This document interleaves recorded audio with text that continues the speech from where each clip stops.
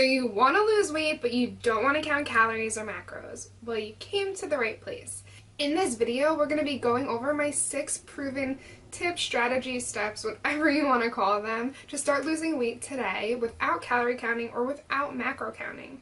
If you're someone that calorie counts or macro counts and finds it helpful, that's totally cool. This is just a different approach that I use with myself and clients to lose weight or maintain weight. I don't really feel like counting calories or macros is necessary. It's definitely a tool some people use and love it. It's just not my jam. If you're new to my channel, hi and welcome. My name is Heather. I'm a registered dietitian and my passion is really helping people look and feel their absolute best. So if that's something that sounds good to you, make sure you're subscribing down below to my channel. That way you never miss a video.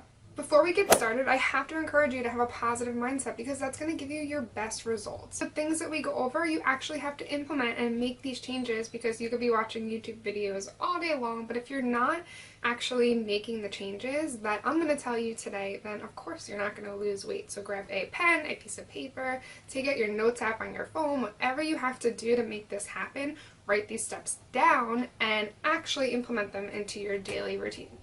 Okay, so step number 1 is going to be to have a flexible structure to your meals. Even if you're not going to be like calorie counting or macro counting, you still want to make sure you're getting the nutrients you need in the right amounts for optimal health and weight loss. So that's where my flexible structure comes into play. This approach is really designed to give you flexibility when you're going out to eat, or when you're at a party, or when you're just at home and you're not really sure what to eat, but also give you enough structure that you're going to be able to lose weight with it. What we're basically going to be focusing on is putting 3 things on your plate: protein, fat, and fiber at every single meal, to make sure that you're decreasing your hunger, increasing your energy, decreasing cravings throughout the day, and just giving your cells everything that they need to function at their best.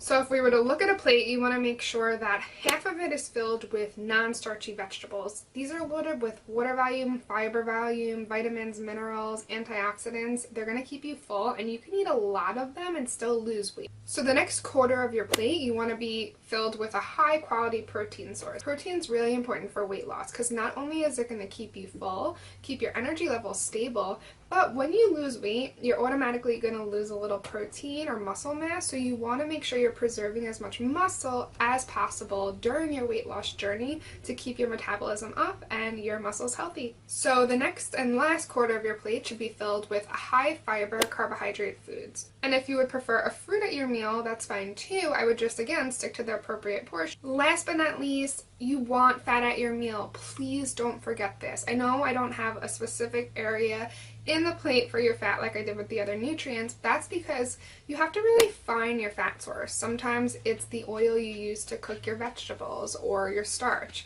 Or maybe you add a 1/4 or a 1/2 avocado to your plate, but just make sure you have a fat source on there. Fat is also important for balancing hormones, keeping your blood sugar level stable so you're having nice sustained energy throughout the day, and it also keeps you full longer than any other macronutrient, so this is obviously really important for weight loss. For breakfast, I know it could be a little more difficult to get vegetables in. If you can, that's great, and I'd really encourage it. But if not, make sure you're having them at lunch and dinner, and that in your breakfast you're definitely having a protein, fat, and some fiber.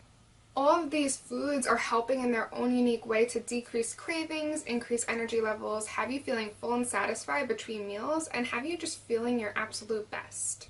So I feel like now would be a good time to share with you guys that I do have a free PDF for you. It's linked in the description box down below, so definitely go check it out. And it's pretty much a grocery list for weight loss, so all these healthy foods we're going over today, what to stock your kitchen with. It also has the plate method that I was telling you before, so what your plate should look like, and a couple meal ideas to get you started. Step number 2 is you have to see how well you tolerate carbohydrates. This is really important, and everyone's different, and I feel like this isn't something people talk about very often, especially if you're someone with insulin resistance, PCOS, type 2 diabetes, or very sedentary throughout the day. You definitely want to listen to this. If you find you're following the plate method that I was telling you guys before and you're not losing any weight, that's okay. What I want you to do is pull out your starch or fruit at one meal throughout the day, and it should be the meal that you are the least active around. So for most people, that's dinner time, right? We get home from work, we're relaxing, we're about to Netflix and chill, and we just don't need the energy that carbohydrates provide us with as much at nighttime. And what you can also do is increase your protein and vegetable intake to fill you up a little bit more. Now, I'm not saying if like you eat carbs at night or if you eat carbs at every single meal you can't lose weight. That's not what I'm saying at all. I'm just saying for certain people that don't tolerate carbohydrates as well and have a harder time converting them into energy, this can be a really helpful tool to get past the weight loss plateau. Step number 3 is very important. Please don't fast forward this because you feel like you've heard it before, but up your water game. This is so crucial for weight loss for many reasons. We need water for every single cell in the body to function properly.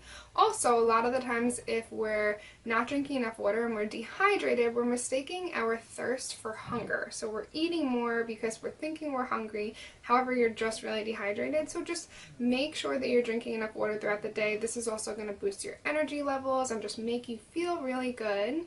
One easy way to do this is to start by drinking a tall glass of water first thing in the morning, and that's going to ensure you're getting a couple cups in at the start of the day. It's also going to rehydrate you since we're dehydrated throughout the nighttime, and it's going to make you feel great. Trust me, I do this every single day. Now I can't start my day without it. Number 4 is be prepared. Although we have our flexible structure in place, it's really going to help us with our weight loss goals and make things easier for us. When you're prepared, it's a lot easier to stick to your health goals. Now, I'm not saying by any means that you have to start meal prepping every single meal for the week. Trust me, I'm not doing that. What I would suggest is focus on the area that you find that you struggle with the most. I know a lot of people struggle specifically with breakfast in the morning. We're busy, right? We wake up maybe a little late, trying to get the kids on the bus, trying to get ourselves ready for work, whatever it may be. So some tips that can help with that are to prepare your breakfast the night before. Have easy go-to options that you can quickly grab in the morning, or just wake up 5 minutes earlier, make it a priority, and make yourself a quick healthy breakfast. Once you have that down pat, then move on to the second area that you struggle with and try and work on that. But that's going to be the best way to go about being more prepared in these situations. And then it starts becoming second nature to you, so even if you don't prepare something the night before, you'll probably have some good go-to options that you can grab, and it's just become a habit and you know it's something you have to do in the morning. Step number 5 is to sleep more, better, deeper. This is so important. This is something I would say I struggle with the most when it comes to health-related things. I know how important it is. That's why I even did my thesis in my master's program on sleep and hunger hormones, because I saw the relationship that when I wasn't sleeping enough at night, my appetite was definitely increased the next day. I definitely didn't feel as good the next day, and obviously you're not going to have as much energy. That's self-explanatory, but it can affect our hunger. Actually, when we're not getting good quality sleep at night, it can increase our hunger hormone ghrelin and decrease our satiety hormone leptin, so we're hungrier the next day. I'm actually going to do a separate video on this because this is just a topic I'm so passionate about, but some tips to help improve your sleep are to set a bedtime. Yes, like you are a child. Set an alarm on your phone that you're going to start getting ready for bed. Get off electronics. This is a big one because the blue light that radiates from your phone, your TV, your computer, that decreases your sleep hormone melatonin. So you want to avoid those when you're trying to go to bed. So definitely make sure that you are sleeping well, making it a priority, focusing on it, and that's going to help with your weight loss. Last step, yay! If you've made it this far, step number 6 is going to be you have to change your mindset and get rid of your excuses. Like I said before, you have to have a positive mindset or else this is going to be a miserable experience for you, and at the end of the day, these are long-term goals. We don't want to lose weight for a week, we want to lose weight for the rest of our lives. So you have to enjoy the process, you have to learn to enjoy the process, learn to make all these healthy habits, and you're going to start to love them when you start realizing how good you feel. And when it comes to excuses, I want you to take them, put them in a garbage bag, tie them up, and throw them out your window. They don't help anybody. And I promise you, for every excuse that you tell me, I can give you probably 5 to 10 solutions, if not more. You just have to find it, and you have to be willing to find that solution. I understand things come up, things happen, big situations in our life where honestly weight loss might not be the priority at that time, but I'm talking about those daily excuses. You know what I'm talking about. I don't have to give you examples. Those need to go. If you mess up, forget about it. Move on. Every meal is a new opportunity to start over. So don't wait for Monday. Don't wait for the new year. Just start now and course correct. If you feel like you ate something that you shouldn't have eaten and that isn't really on your health plan, just make your next meal better. That's all you can do. Don't stress out about it because that's not good for your weight either.